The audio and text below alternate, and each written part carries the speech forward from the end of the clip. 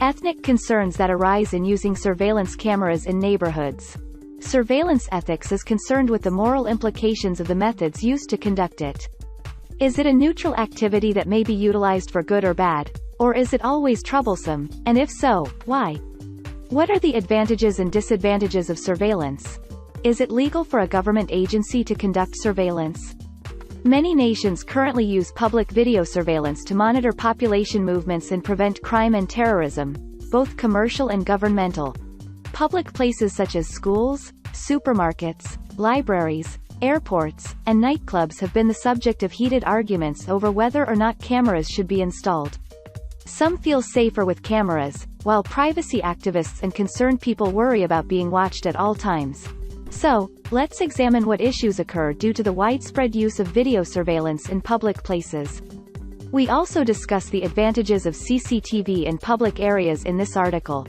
Issues arise from widespread video surveillance. Privacy concerns should be the first consideration in any debate over the benefits and drawbacks of public surveillance cameras, regardless of which side you are on. According to the report, 42% answer yes, while 58% say no. Why this is the case? No effective checks and balances in place. System and technology for public surveillance have progressed significantly. Checks and balances have to be included in such powerful surveillance systems. Such checks and balances are not marked or present in most nations. This might lead to public monitoring for actions that were not originally intended. There are no mechanisms or agreements in place that restrict the capability of public surveillance cameras. The effectiveness of video surveillance has not been proven. The possibility of terrorist attacks is the underlying explanation for the new campaign to enhance video monitoring. Suicide attackers, on the other hand, are undeterred by video cameras and may even be drawn to the media attention that cameras may provide, as well as the cost of a comprehensive video surveillance system like Britain's. Invasion of personal space. The violation of one's privacy is yet another major disadvantage of widespread public video monitoring. People are now aware that the government is being monitored in most nations. This restricts their freedom and liberty in public spaces. Video surveillance will impact public life in a frightening way. As the number of surveillance cameras in public places rises, our public spaces will undergo subtle but fundamental changes in their nature. As a result, residents become more cautious and less freewheeling when they know the authorities are observing them or are aware that they may be. The benefits of surveillance cameras in public areas. What are the advantages of placing cameras in public areas? Here are a few reasons we need widespread monitoring by the general population. Using video cameras in public places provides evidence and gathers hints. Surveillance film may be used as evidence against an accused in court if it shows a committed crime. Suppose CCTV security camera systems were not installed in public spaces. In that case, there might be little or no evidence to convict a person of a crime. Thanks to night vision security cameras, burglars can be caught even in the dark. Suppose someone has been accused of a crime they did not commit. In that case, public video surveillance evidence may be utilized to establish their innocence. According to studies on the technology's usefulness, CCTV video has been beneficial in 62.2% of robbery investigations and almost 61% of assault investigations. Video surveillance helps identify and arrest criminals in public places. Installing cameras at home or business may help prevent crime from taking place. People who commit misdeeds will be on guard because they know they will be caught red-handed if the camera is pointed at them. Video surveillance in public places enhances public security. Our house is safer when we have a security camera installed. In this way, the primary advantage of installing surveillance cameras in public places is to improve public safety.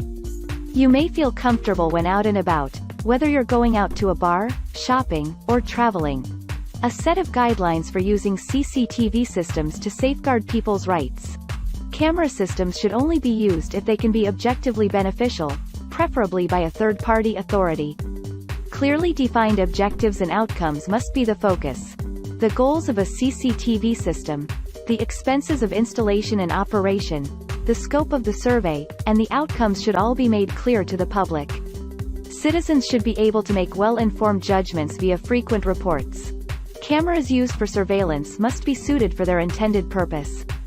Technology should react to specified goals, and not go farther. Protecting data and defining how long it should be kept are two equally important considerations. If systems meet their declared goals and protect citizens' rights, an independent agency must oversee them. As a best-case scenario, people should weigh in on the auditing process. Whether the government or private companies manage the cameras, those in command should be identifiable and responsible to the public, regardless of who is in charge. Frequently asked questions. Does the use of cameras for surveillance threaten civil liberties and privacy? Some cameras are currently strong enough to read mobile phone text messages from a distance of up to 250 meters. Infrared and other sensor technology in newer cameras allows them to see through walls, clothing, and flesh. New legal precedents for fair information practices are being established as these innovations become more fully integrated with current camera systems. Because they breach the boundaries that have historically safeguarded private spheres, these cutting-edge technologies pose the greatest danger to individual privacy and civil rights. Who is responsible for the surveillance camera responsibility? When it comes to video surveillance, one of the most significant issues is who will be responsible for purchasing and installing the cameras. According to Canadian research, video surveillance schemes have been launched without or before public input. When there is a public consultation, the goal is to manage the public reputation of the entities responsible for installing the cameras. Can camera surveillance be foolproof? According to some security and technology experts, cameras may be more effective in enforcing or maintaining order than public or private security forces. Yet there are several cases of camera systems being abandoned or disassembled due to technical failure. What is the role of camera surveillance in solving crimes? A more probable outcome of video monitoring is that criminal activity will be dispersed to the surrounding regions after cameras have been deployed at the targeted location. As a result, relocation is seldom recorded in official statistics. It is challenging to account for in the statistical analysis. Claims of deterrent effects may be the product of relocation. Cameras may be used in any place, from a city center to a college campus, to hide specific actions. Conclusion. Law enforcement is already reaping the benefits of cutting-edge video surveillance technology in the fight against crime and terrorism. However, these technologies must be developed and employed in ways that maintain accountability, procedural protections, and freedom of speech. It must have constitutionally protected rights to privacy and freedom of association, in addition to protecting citizens from criminals and terrorists alike. For more information about ethnic concerns that arise in using surveillance cameras in neighborhoods, visit our website at communitywatchpaper.org.